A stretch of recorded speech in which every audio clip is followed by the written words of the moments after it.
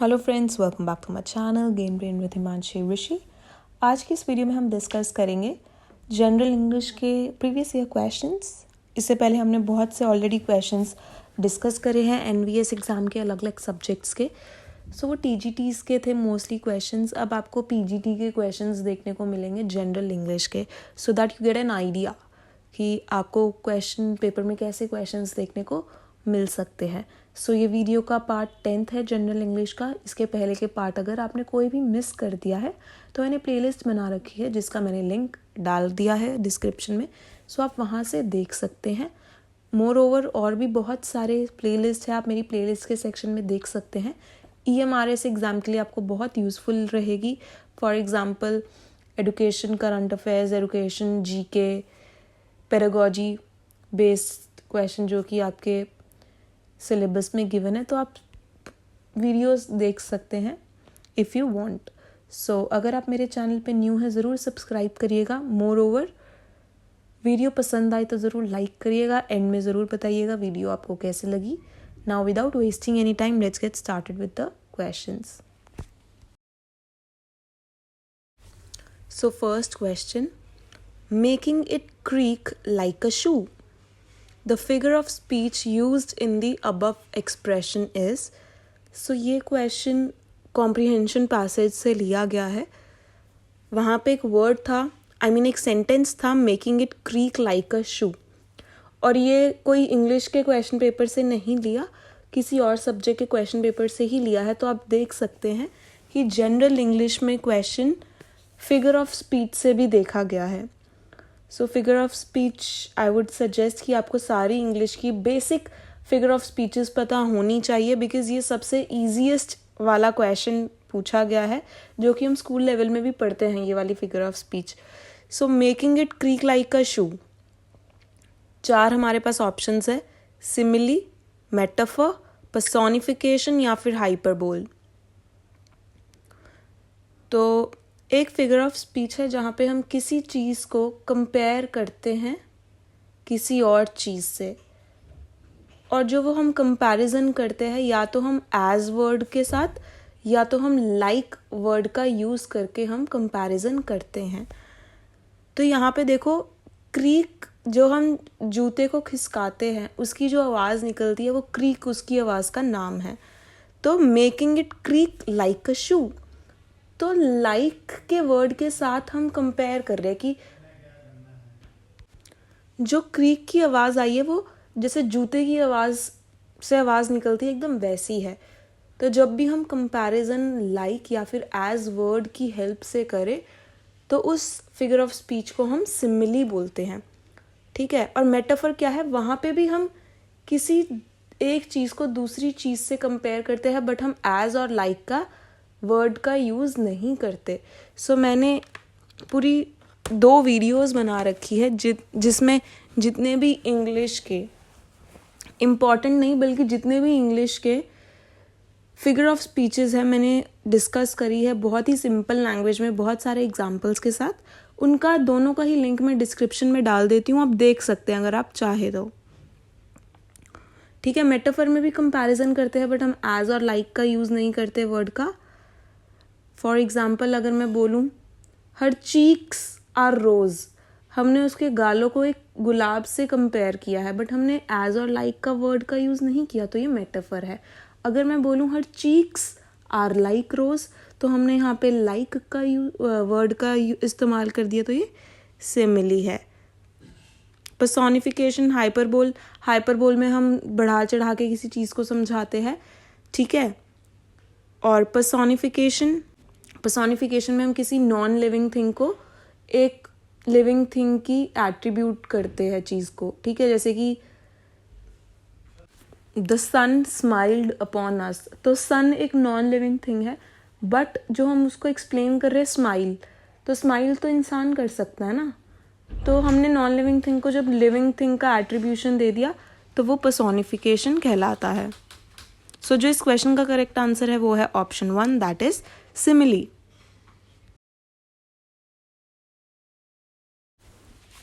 Next, active और passive voice से ये क्वेश्चन है, हमने ये कर रखा है।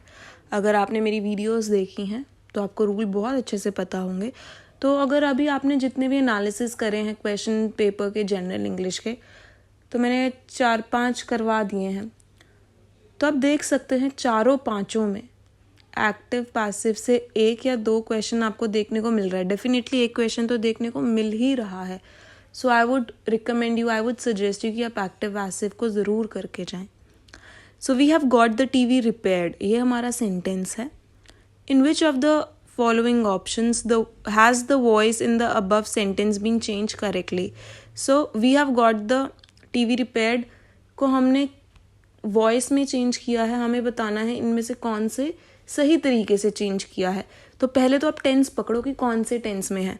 We have got the TV repaired, got verb की सेकंड फॉर्म है, तो ये पास्ट टेंस में है। तो अब हमें पास्ट टेंस वाला रूल लगाना है। अगर आपको याद हो तो सबसे पहले ऑब्जेक्टिव हमारा सब्जेक्ट बनता है, तो द टीवी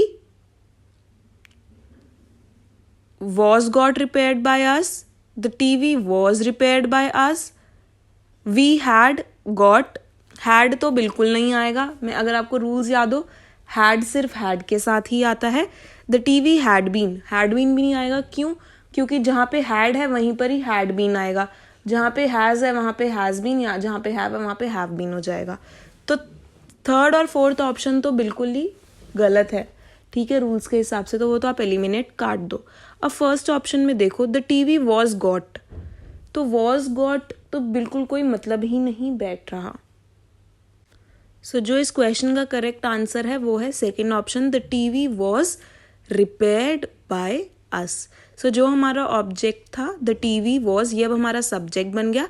फिर हमेशा वर्ब आता है, ठीक है, द टीवी वॉज। अब वर्ब अगर आपको याद हो क्या था कि जो भी, जैसे कि पास्ट में सेकंड फॉर्म लगती है, ठीक है, तो वॉज रिपेयर्ड और फिर प्रेपोजिशन बाय का यूज होगा, देन वी का अस बन जाएगा। ये सारे मैंने रूल्स आपको समझा रखे हैं। नहीं देखे तो आप ज़रूर एक्टिव पैसिव की वीडियोस देखिएगा। जनरल इंग्लिश की प्लेलिस्ट की मैंने पूरा लिंक डाल दिया है, तो पूरी प्लेलिस्ट को आप देख सकते हैं। It will be very beneficial for you. So जो इस क्वेश्चन का करेक्ट आंसर है वो है second option. Next, find the error type question है। हमें एक सेंटेंस दे रखा है, उसके आगे 4 पार्ट्स दे रखे हैं। हमें बताना है कौन से पार्ट में गलती है, कौन से पार्ट में एरर है। So the caste system is N first part, evil but we have second part, been following it third part, since time immemorial ये fourth part।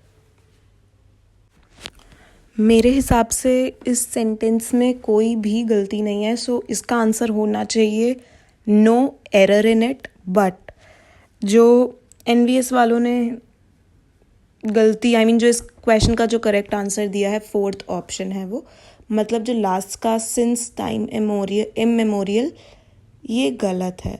बट ये गलत नहीं है मेरे हिसाब से, ये सही है। क्यों? क्योंकि सिंस टाइम इमेमोरियल का मतलब है from a very long time, काफ़ी सालों से। सो जो सेंटेंस में बिल्कुल सही जुड़ रहा है कि the caste system is an evil. जो कास्ट सिस्टम है वो एक ईविल है, but we have been following it. Have been है तो इसके साथ सिंस ही लगेगा, वो लगा रखा है सिंस टाइम इमेमोरियल। तो मतलब इसका मतलब इस फ्रेज का ये है काफ़ी टाइम से। सो जो ईविल है कास्ट सिस्टम का, हम लोग उसे फॉलो करते आ रहे हैं काफ़ी टाइम से। तो मेरे हिसाब से नो एरर होना चाहिए, बट इन्होंने जो मान रखा है वो है सिंस टाइम इमेमोरियल, जो कि मुझे नहीं लगता गलत है, ये सही है। जो भी सिंस टाइम इमेमोरियल के जो रूल्स हैं वो ये सेंटेंस बिल्कुल फॉलो कर रहा है।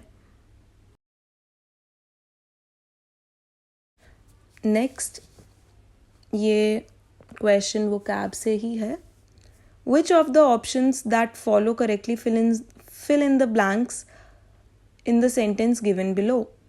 तो हमें 4 फ्रेजेस दे रखे हैं, ठीक है, हमें बताना है जो ये फिल अप है, जो डैश है, इसके अंदर कौन सा फ्रेज ठीक बैठेगा।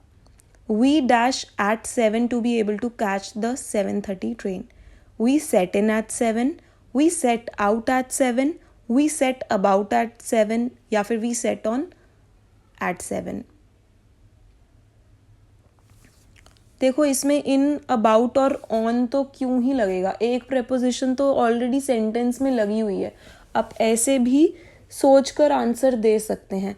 आप देख सकते हैं कि एट तो प्रेपोजिशन ऑलरेडी लगी है, तो दो प्रेपोजिशन कभी भी एक साथ नहीं लगेंगी, ठीक है। सेट इन एट बिल्कुल गलत है ना। सेट आउट एट, जो इस क्वेश्चन का करेक्ट आंसर है वो सेकंड ऑप्शन ही है। क्यों? अगर आपको मतलब पता है तो well and good. Set out का मतलब होता है टू बिगिन अ जर्नी, जब हम किसी जर्नी को शुरुआत करने को रेडी रहते हैं, ठीक है, प्लान करते हैं कि हम अपनी जर्नी इस टाइम पे शुरू करेंगे।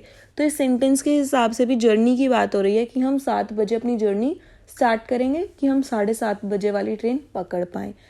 मतलब पता है तो आप आराम से कर सकते हैं, अगर नहीं पता तो आप देख सकते हैं कि दो प्रेपोजिशन कभी यूज ही नहीं होंगे। इन लग गया तो इन एट एक साथ नहीं आएगा। Out, set out at, out preposition नहीं है तो ये लग सकता है। सेट अबाउट, अबाउट भी प्रेपोजिशन है, about at no. Then set on at, on भी एक प्रेपोजिशन है, उसको आप एट के साथ नहीं यूज करोगे। सो जो इस क्वेश्चन का करेक्ट आंसर है वो है second option, that is set out. Next question. There is no dearth of talent here. The word opposite in meaning to the underlined word is. देखिए ये वर्ड, अगर आपने मेरी जितनी भी वोकैबलरी की वीडियोस देखी हैं उसके अंदर आई रिमेंबर मैंने डर्थ वर्ड करा रखा है। सो आप देख सकते हैं एग्जाम में पूछा गया है ये वर्ड। सो डर्थ का मतलब होता है कमी, ठीक है। अब हमें बताना है कि इसका ऑपोजिट वर्ड क्या होगा। डर्थ का मतलब कमी। अब चारों ऑप्शंस देखते हैं, वांट, डिन, प्लेंटी या फिर हार्मनी। सो जिस क्वेश्चन का करेक्ट आंसर है वो है ऑप्शन 3 जो कि आंसर है थर्ड, प्लेंटी। प्लेंटी का मतलब होता है भरपूर मात्रा में, मतलब बहुत सारा, ठीक है। प्लेंटी ऑफ सनशाइन मतलब बहुत सारी मात्रा में सनशाइन। सो डर्थ इंपॉर्टेंट वर्ड है, सिर्फ इसी एग्जाम में नहीं, बहुत एग्जाम्स में ये वर्ड पूछा जाता है। सो इम्पॉर्टेंट मैंने वोकैबलरी आपको करा रखी है। सो ज़रूर देखिएगा। डर्थ मतलब कमी, और इसका जो ऑपोजिट है, और भी मैंने मिलते जुलते वर्ड्स, अबंडेंस, प्लेंटी, ठीक है, अब प्लेंटी से मिलते जुलते वर्ड्स करा रखे हैं। और डर्थ, लैक, डर्थ से भी हमने बहुत सारे वर्ड्स कर रखे हैं मिलते जुलते। तो थर्ड ऑप्शन इसका करेक्ट आंसर है।